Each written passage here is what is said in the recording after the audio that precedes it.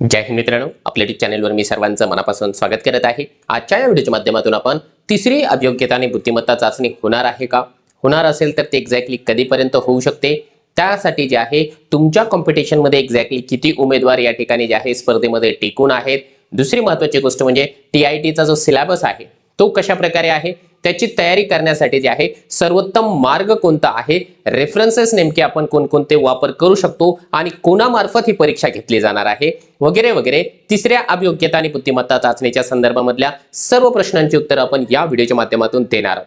परंतु तत्पूर्वी आपण जर चॅनलवर नवीन असाल तर आमचे चॅनल सबस्क्राइब करा, साइडचं जे बेल आयकॉन आहे त्याला देखील प्रेस करा, जेणेकरून शिक्षक भरतीच्या संदर्भामधल्या कोणत्याही माहितीची अपडेट आपल्याकडून मिस होणार नाही। चला तर मित्रांनो, बघूया आपण महत्त्वाच्या तुमच्या मनामध्ये निर्माण झालेल्या सर्व प्रश्नांची उत्तरं।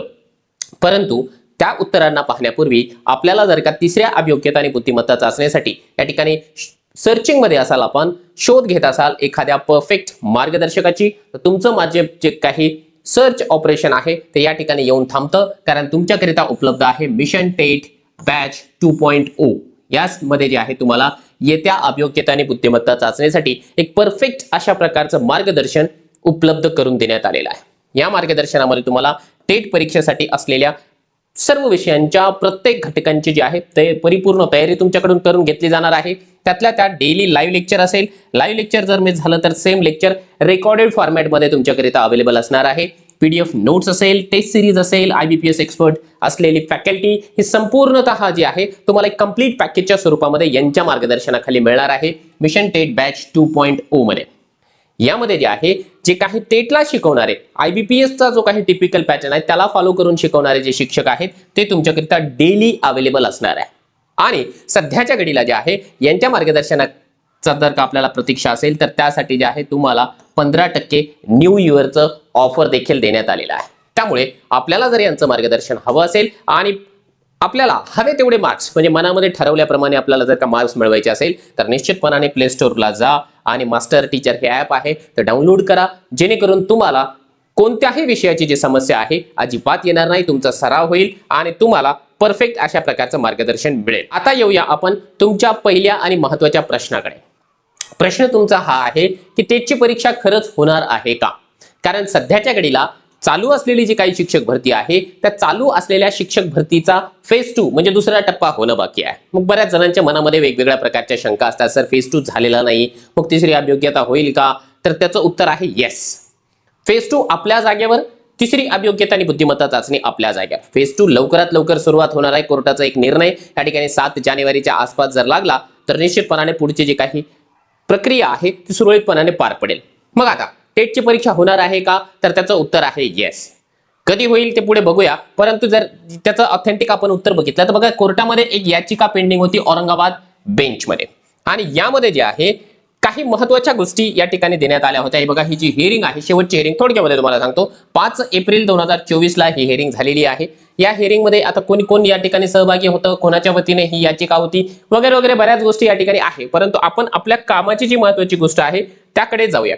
बघा, महाराष्ट्र राज्य परीक्षा परिषद पुणे हे परीक्षा घेणार आहे, ठीक आहे, हे यजमान आहेत, परंतु ते ऑफलाईन परीक्षा घेण्यासाठी या ठिकाणी ओळखले जातात। त्यांना ऑनलाईन परीक्षा स्वतः घेता येत नाही किंवा त्यांच्याकडे त्या पद्धतीची सिस्टीम नाही। मग ते काय करतात, एक कंपनी हायर करतात, ठीक आहे, ऑनलाईन पद्धतीने, कारण आपल्याला जी टेटची परीक्षा आहे ऑनलाईन पद्धतीने होणार आहे, त्यामुळे ते कंपनी हायर करतात। त्यांनी सध्याच्या घडीला जी कंपनी हायर केलेली आहे किंवा ज्याच्यासोबत कॉन्ट्रॅक्ट केलेला आहे ती कंपनी आपल्या सर्वांना ऑलरेडी कल्पना असल्याप्रमाणे आहे IBPS। मग IBPS मार्फत आम्ही परीक्षा घेऊ असं महाराष्ट्र राज्य परीक्षा परिषद पुणे याने कोर्टामध्ये ॲफिडेव्हिटच्या स्वरूपामध्ये सांगितलेलं आहे। हे बघा, हे त्यांचं ॲफिडेव्हिट ॲज इट इज या ठिकाणी कोर्टामध्ये सादर केलेलं आहे। आणि यामध्ये काय सांगितलंय बघा, 3 नंबरचा एक पॉइंट आपल्यासाठी फक्त महत्त्वाचा आहे, referring to the second page of X, the submitted that the TET exam in tentatively scheduled to be held in August-September 2024 and the TET exam in tentatively schedule in November December 2024, म्हणजे 2 परीक्षांचा यांनी या ठिकाणी उल्लेख केलेला आहे। पहिली परीक्षा आहे TET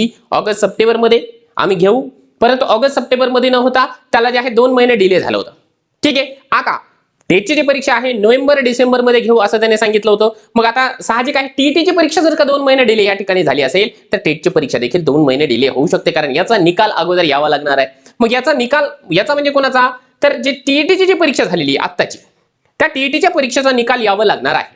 ठीक आहे, त्याच्यामुळे तो निकाल आला फेब्रुवारीला की लगेच जे आहे टेट परीक्षेचे नोटिफिकेशन येऊन जाईल. आता तुमच्या मनामध्ये एक हा देखील प्रश्न असू शकतो की सर ती परीक्षा नेमकी मग कधी होणार आहे? तर बघा, परीक्षा कधीही हो, सध्या तरी आपल्याला असं वाटतं की फेब्रुवारीच्या महिन्यामध्ये टीईटीचा निकाल लागेल. ठीक आहे, टीईटीचा निकाल लागेल आणि टीईटीचा निकाल लागला की टीआयटी परीक्षेची जी काही नोटिफिकेशन आहे ती देखील आपल्याला लवकरात लवकर पाहायला मिळेल. कारण आतापर्यंत जर आपण मागचा इतिहास पाहिला तर टीईटीचा निकाल लागला की टेटची नोटिफिकेशन येते. ठीक आहे, कारण आता 2022 मध्ये तसं झालं, 2017ची जर आपण गोष्ट केली तर त्याही वेळेस तसंच आपल्याला पाहायला मिळालेलं आहे. मग जर फेब्रुवारीला जर का निकाल लागत असेल तर साहजिक आहे फेब्रुवारी समजा 10 फेब्रुवारी 12 फेब्रुवारी पर्यंत जर निकाल लागला तर साहजिक आहे फेब्रुवारीच्या एंडिंगला नोटिफिकेशन येईल आणि फेब्रुवारीच्या एंडिंगला जर नोटिफिकेशन आली तर मग IBPS ही परीक्षा घेत असल्या कारणाने IBPS ही परीक्षा घेत असल्या कारणाने परीक्षेला जास्त कालावधी मिळत नाही. केवळ आणि केवळ 20-25 दिवस किंवा हार्डली 1 महिना आपल्याला अभ्यासाकरिता मिळणार आहे. त्यामुळे आपली जी तयारी आहे ती आतापासून असणं आवश्यक आहे. कारण टेटच्या परीक्षेला किमान 3 महिन्यांचा कालावधी द्यावा लागतो, तर आपली परफेक्ट स्टडी या ठिकाणी होते आहे. आता हे झालं तुमच्या प्रश्नाचं उत्तर. बघा, मार्चला होईल अशी जास्त शक्यता आहे. जर मार्चला न होता एप्रिलला जर झाली तर अतिशय उत्तम आहे, कारण एक आपलं तेवढंच जे आहे रिव्हिजन होऊन जाणार आहे. आणि जर तुम्ही या बॅच मधून मार्गदर्शन घेत असाल तर त्याची व्हॅलिडिटी आपण 1 वर्ष देतोय, जेणेकरून कधी परीक्षा हो आपण त्या गोष्टीला जे आहे रिव्हिजन सहजपणाने करू शकतो. ठीक आहे, आता तुमच्या कॉम्पिटिशन मध्ये असलेले जे उमेदवार आहेत त्या उमेदवारांचे 3 स्तर आहेत आणि त्या 3 स्तरापैकी तुम्ही कोणत्या स्तरामध्ये आहात जेणेकरून तुमच्या यशस्वी होण्याचे चान्सेस तेवढे जास्त आहे ते तुम्ही स्वतः समजून घ्यायचं आहे. बघा, 3 स्तर आहेत उमेदवारांचे. एक आहे प्रॉपर स्टडी करणारे, जे की आतापासूनच ज्यांना माहिती आहे की एक्झाम होणार आहे. हे बघा, मार्केटमध्ये पॉझिटिव्ह निगेटिव्ह 2 प्रकारच्या चर्चा या ठिकाणी चालू आहे. टीईटी झालेली आहे, आता टेट कशाची होते, आताच परीक्षा झालेली आहे, हा निगेटिव्ह नॅरेटिव्ह आहे. आणि जागा बऱ्यापैकी आहेत, नवीन संच मान्यता येणार आहे, नवीन संच मान्यतेनंतर बऱ्यापैकी शिक्षकांची पदं रिक्त होतील, हा पॉझिटिव्ह माइंडसेट आहे. त्याच्यामुळे आपण आपल्या परीने अभ्यासाला सुरुवात करा. परीक्षा कधी हो आपल्याला काय करायचं आहे, स्कोर करायचा आहे. हा नॅरेटिव्ह जे आहे असलेली किंवा हा माइंडसेट असलेले बरेच जण आहे. मग आता तुम्ही कोणत्यापैकी आहात ते लक्षात घ्या. म्हणजे जे उमेदवार या गोष्टीसाठी तयार आहे की यार परीक्षा कधी हो, आपली तयारी तर असली पाहिजे ना. कारण IBPS परीक्षा घेणार आहे, त्यांचा जो पॅटर्न आहे तो जरासा डिफिकल्ट आहे. मॅथ रिझनिंग हा जरासा अतिशयोक्ती म्हणूनच त्यामध्ये विचारला जातो. म्हणजे जर त्या दोघांची आपण जर तुलना केली बाकीच्या विषयांची मॅथ रिझनिंगची तर तो विषय त्याच्यामध्ये जास्त दिला जातोय. त्याच्यामुळे आपल्याला प्रॉपर तयारी करावी लागणार आहे. हे उमेदवार अतिशय कमी आपल्याला पाहायला मिळतात, 10 ते 15%. हे उमेदवार जे की प्रॉपर स्टडी करतायत, जे की आतापासूनच कुठेतरी क्लास लावतायत किंवा सेल्फ स्टडी करतायत किंवा डेली त्यांनी एक स्टडीचा शेड्यूल बनवलेला आहे, त्या शेड्यूल प्रमाणे ते स्टडी करतात. दुसरा प्रकार आहे किंवा दुसरा स्तर आहे अधूनमधून तयारी करणारे. कधी वाटल्यास एखादा व्हिडिओ बघूनच घेतला, कधीतरी पुस्तक हातात आलं तर वाचलं, उद्याच्याला वाचलंच नाही, पुन्हा 1-2 दिवसानंतर वाचलं अधूनमधून. आणि हे तिसऱ्या प्रकारचे काही उमेदवार आहेत जे की परीक्षेच्या वेळेस अभ्यास करतात. यांना असं वाटतं की यार नोटिफिकेशन आल्यावर बघू नये, आताच कुठे परीक्षा होते का. हा तिसरा नॅरेटिव्ह आहे, तिसरं माइंड सेटअप आहे. आणि सर्वात जास्त उमेदवार याच कॅटेगरी मधले असतात. आणि त्याच्यामुळे जे आहे जागा किती निघू द्या, आपल्या कॉम्पिटिशन मध्ये असलेले जे खरे उमेदवार असतात ना ते 2 प्रकारचे असतात. एक तर हा 10-15% आणि हा जो टक्का आहे तो आहे 20% अधूनमधून तयारी करणारे. म्हणजे जवळपास आपलं मुख्य जे कॉम्पिटिशन राहतं ना या लोकांसोबतच राहतं. जवळपास 35% लोक. बाकीचे जे 65% लोक आहेत ते खालच्या लेवलचे आहेत आणि ते यशस्वी होतच नाही. कारण साहजिक आहे ना, जर हा व्यक्ती आतापासून तयारी करतोय, ठीक आहे, डिसेंबर पासून तयारी करतोय एप्रिल पर्यंत किंवा मार्च पर्यंत, म्हणजे 4 महिने त्याला मिळालेले आहे. आणि हा माणूस जो आहे शेवटच्या 20 दिवसांमध्ये तयारी करतोय. आता याची तयारी आणि याच्या तयारीमध्ये खूप मोठा फरक आहे. हा प्रॉपर स्टडी करत होता, मग याच्या तुलनेमध्ये हा कुठंच टिकाव धरू शकणार नाही. दोघांचं एज्युकेशन सेम आहे, फक्त एकच गोष्ट वेगळी आहे, याची तयारी जास्त आहे, याची तयारी कमी पडलेली आहे. त्यामुळे आपल्याला ठरवायचं आहे की आपल्याला तयार राहायचं आहे किंवा नाहीये. म्हणजे जसं आपण म्हणतो ना की युद्ध होणार आहे, युद्ध कधी हो, आपली हत्यारं रेडी असली पाहिजे. आयत्या वेळी युद्ध पुकारला गेलं, युद्धाचं बिगुल वाजलं आणि मग आपण आपल्या हत्याराला धार देतोय, लक्षात ठेवा आपल्या युद्धामध्ये जे आहे पराभूत होणार आहे. त्यामुळे हा महत्वाचा आहे. आपण स्वतः समजून घ्या, स्वतःचं अनालिसिस करा, आत्मचिंतन करा की आपण याच्यापैकी कोण आहोत. सर्वात वरच्या कॅटेगरीमध्ये येण्यासाठी प्रयत्न करा. प्रत्येकानं तयारी करायची. हे बघा, आपण आपलं एवढं आयुष्य घातलंय ना, 30 वर्षापर्यंत आपण शिक्षण घेतलं, टीईटी, डीएड, बीएड जे काही केलेलं आहे आपण, है ना, 10वी 12वी ग्रॅज्युएशन, पोस्ट ग्रॅज्युएशन सगळं केलेलं आहे. फक्त आता गोष्ट आहे ना आपल्याला जे आहे टेट परीक्षा देण्याची, त्याची तयारी आपल्याला करावीच लागणार आहे. मग आतापासूनच करा ना. 1-2 महिने जर का एक्स्ट्रा आपण अभ्यास केला तर आपल्याला ते नुकसान कधीच होणार नाही. जास्त अभ्यासाचं जे आहे भविष्यात देखील आपल्याला फायदा होणारच आहे. कारण आपल्याला डिपार्टमेंटल एक्झामही द्यायची आहे एकदा जॉईन झाल्याच्या नंतर. त्यामुळे तुम्ही वरच्या लेवलला येण्यासाठी या ठिकाणी प्रयत्न करा. पुढे बघा, हा एक महत्त्वाचा प्रश्न येतो तुमचा की अभ्यासाचं जे नियोजन आहे ते नेमकं कसं करायचं आहे. बऱ्याच जणांचे जे कॉमन प्रश्न असतात मला व्हिडिओच्या खाली किंवा व्हॉट्सअपला जे काही पर्सनली प्रश्न विचारले जातात त्या माध्यमातून हे केलेलं आहे. हे बघा, सेल्फ स्टडी करावी का, हा तुमचा एक महत्त्वाचा प्रश्न वारंवार विचारला जातो की सेल्फ स्टडी करावी का. हे बघा, सेल्फ स्टडी त्या लोकांनी करावी, माझं वैयक्तिक मत किंवा मी जे काही कॉमन ऑब्झर्वेशन केलेलं आहे त्या माध्यमातून सेल्फ स्टडी त्या उमेदवारांनी करावी जे अभ्यासाच्या प्रवाहामध्ये आहेत. म्हणजे ज्यांचं आता डीएड बीएड झालेलं आहे, त्यांनी आता त्याच्यानंतर टीईटी सीटीईटीचा अभ्यास केलाय आणि त्यानंतर आता टेटचा अभ्यास करताय, म्हणजे जे अभ्यासाच्या फ्लो मध्ये आहेत त्यांनी बिंदास पद्धतीने जे आहे सेल्फ स्टडी करावी. परंतु जर तुमचा अभ्यासामध्ये गॅप असेल, म्हणजे तुमचं जर डीएड बीएड 2012-13 झालेला आहे, कोणाचं तर 2010लाच होऊन बसलेलं आहे, टीईटी पण त्यांनी 2013-14 काहीतरी पास करून घेतलेली आहे आणि ते आता प्रतीक्षा करतात, म्हणजे 5-7 वर्षांचा गॅप आहे अभ्यासाचा, त्यांनी सेल्फ स्टडीच्या भानगडीत पडू नये, हे माझं स्पष्ट मत आहे. कारण काय होतं की आता आपलं वय एवढं झालेलं आहे, जवळपास 30 वर्षाच्या ऍव्हरेज मधले सगळे उमेदवार आहेत शिक्षक भरतीचे. मग 30 वर्षाच्या ऍव्हरेज मधले उमेदवार मॅक्झिमम हे मॅरिड आहेत, बऱ्याच जणांना जे आहे लेकरं बाळ आहेत.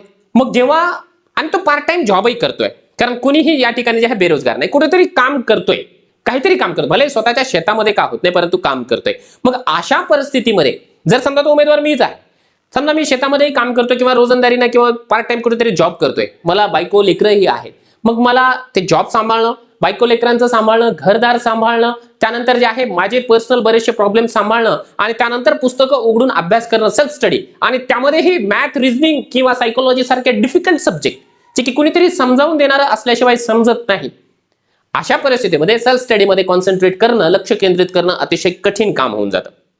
त्याच्याऐवजी जरी मी पार्ट टाइम जॉबला असेल, घरदार, संसार, लेकरं बाळ माझ्या मागे जरी असेल, तरी देखील जर कोणीतरी समजावून सांगणारं असेल समोर आणि आपण त्याला जर का पाहत बसलेलं असो तर निश्चितपणाने आपल्याला बऱ्यापैकी ते समजतं.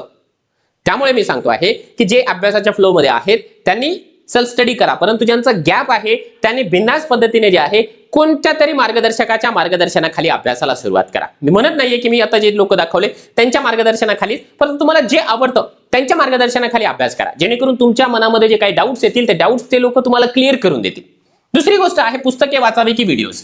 हे बघा, हा तोच त्यातलाच प्रश्न आहे. आता पुस्तकामध्ये कॉन्सन्ट्रेट करणं फार कठीण काम आहे, त्यामुळे जे आहे मी तरी पर्सनली प्रिफर करेल की व्हिडिओज किंवा लेक्चर्सच्या स्वरूपामध्ये जर का आपण मार्गदर्शन घेत असाल तर तो सर्वोत्तम मार्ग आहे. अभ्यासाला किती वेळ द्यावा हा एक महत्त्वाचा प्रश्न आहे. हे बघा, अभ्यासाला सध्याच्या घडीला ना किमान 3 ते 3.5 तास, सध्या अजून नोटिफिकेशन वगैरे नाही ना, 3-3.5 तास सकाळी, दुपारी, संध्याकाळी तुम्हाला जसंही सुटेबल असेल. कारण प्रत्येकाचं जे काम करण्याची टेंडन्सी आहे, जॉब आहे, वेगवेगळे महिला आहेत, त्यांना लहान बाळ आहेत, मग त्यांनी काय करायचं, सकाळी त्यांच्या मागे स्वयंपाकाची वगैरे धावपळ असते, ते सोडून द्या. आपल्या नवऱ्याला जे आहे सगळं तुम्ही जर का रेडी करून दिलं की यार ठीक आहे, त्याचा डब्बा वगैरे झाला, नवरा जे आहे जॉबला गेला, त्यानंतर मला थोडंसं रिलॅक्स आहे, माझं बाळ वगैरे झोपलंय, मग मी 1-2 तास अभ्यास केला, दुपारी मग पुन्हा मी माझं बाळ उठलं, त्याला जे आहे त्याचं खाणं पिणं त्याला फ्रेश केलं, नंतर मला पुन्हा अर्धा-1 तास वेळ मिळाला, पुन्हा मग अर्धा-1 तास वेळ मी त्यामध्ये अभ्यासाला बसले, त्यानंतर पुन्हा संध्याकाळी पुन्हा स्वयंपाक वगैरे झाला, सगळे लेकरं बाळ माझे झोपी गेले, नंतर मला 1 तास मिळाला. असं तुम्ही तुमच्या परीने काय करू शकता, अभ्यासाचं शेड्यूल करू शकता. टायमिंग तुमच्या मनानं कधीही ठेवा, परंतु हा जो ऍव्हरेज टाइम आहे ना 3-3.5 तासाचा, तो तुम्ही ठेवा. त्यानंतर जे आहे स्पेसिफिक विषयच घेऊ का, हा एक बऱ्याच जणांना जे आहे कंजूस प्रश्न असतो. आता समजा आता ही एक बॅच आहे, ठीक आहे, मास्टर टीचरवर एक जवळपास 2-2.5 हजारापर्यंत त्याला खर्च जातोय. मग त्यामध्ये आपण विचार करतो यार 2-2.5 हजार फार झाले, मग आता मी काय करतो, मॅथ रिजनिंगच घेतो किंवा सायकोलॉजीच घेतो. फक्त आपण काय करतो की 200-500 रुपयांपायी या पद्धतीचा विचार करतो आणि शेवटी जेव्हा आपली एक्झाम होते, कारण आपण साहजिक आहे एखादा विषय या ठिकाणी स्किप केलेला आहे, अभ्यास त्या विषयाचा केलेला नाही, परीक्षा होते, परीक्षेच्या नंतर आपला जो मेरिट आहे 1-2 मार्काने हुकतो आणि मग 1-2 मार्काने हुकल्याच्या नंतर जेव्हा आपण त्याचं अनालिसिस करतो की बाबा का बरं कुठे आपल्याला मार्क कमी मिळाले, मग आपल्या लक्षात येतं की अरे यार आपण या XYZ एका या विषयाला जे आहे थोडंसं कमजोर समजलो होतो आणि त्या विषयानं आपल्याला धोका दिलेला आहे. तसं न करता एक कंप्लीट स्टडी आपण करायला पाहिजे, म्हणजे प्रत्येक विषयाला जे आहे सेम वेटेज द्यायला पाहिजे, हे माझं स्पष्ट मत आहे. दुसरी गोष्ट तुम्हाला सांगतोय, काही जण काय म्हणतात की पुस्तकातूनच अभ्यास करा भरपूर. हे बघा, लक्षात घ्या, आपल्याला जर का एक गोष्ट तुम्हाला सांगितली की हे बघा हा आहे आपला सिलेबस, ठीक आहे, हा सिलेबस आहे आणि या सिलेबस मध्ये जर तुम्ही बघितलं 1, 2, 3, 4, 5, 6, 7 विषय आहे, ठीक आहे. 7 विषयांची जर आपल्याला पुस्तकं घ्यायची तर किमान एका विषयाचं एक पुस्तक घ्यावं लागेल. आणि आपल्याला जर का एका विषयाचं एक पुस्तक घ्यायचं असेल आणि आज जर आपण मार्केटला गेलो ना तर कोणताही विषय 500 रुपयाच्या ऍव्हरेजला आपल्याला भेटतो, एक पुस्तक. मग जर आपण 7 पुस्तके घेतले, 7 5 35, म्हणजे जवळपास जे आहे 3,500 रुपये आपल्याला या पुस्तकाला पडतात. तरी देखील आपल्याला सेल्फ स्टडी करावी लागते. मग याच्यामध्ये जे आहे आपल्याला टेस्ट सिरीज मिळणार नाही वगैरे वगैरे बऱ्याच गोष्टी मिळत नाहीत. मग त्याच्या बदल्यामध्ये जर का आपण एखादी बॅच जॉईन करत असाल तर ते परफेक्ट सोल्युशन आहे. कारण त्यामध्ये तुम्हाला जे आहे निश्चितपणाने फायदा झाल्याशिवाय राहणार नाही. हा त्याचा सिलेबस आहे. सिलेबस एकदा समजून घ्या. हे बघा, बुद्धिमत्तेला 80 मार्क, गणिताला 30 मार्क, हे झाले या ठिकाणी 110 मार्क्स. ठीक आहे. त्यानंतर मराठी 15, त्यानंतर इंग्लिश 15, विज्ञानला 15, मानसशास्त्र 15 आणि सामाजिक शास्त्र ज्याला जीके जीएस आपण म्हणूया ते 15 मार्काला. हे अशा प्रकारचं जे आहे 200 मार्कांची परीक्षा आहे. आपल्याला आपलं जे काही प्लॅन आहे ते व्यवस्थितपणाने ठेवायचं आहे. या 200 पैकी मॅक्झिमम मार्क्स आपल्याला घेण्यासाठी प्रयत्न करायचा आहे. 200 पैकी 200 प्रश्न आपल्याला सोडवायचे आहे. कारण यामध्ये ऑनलाईन परीक्षा आहे.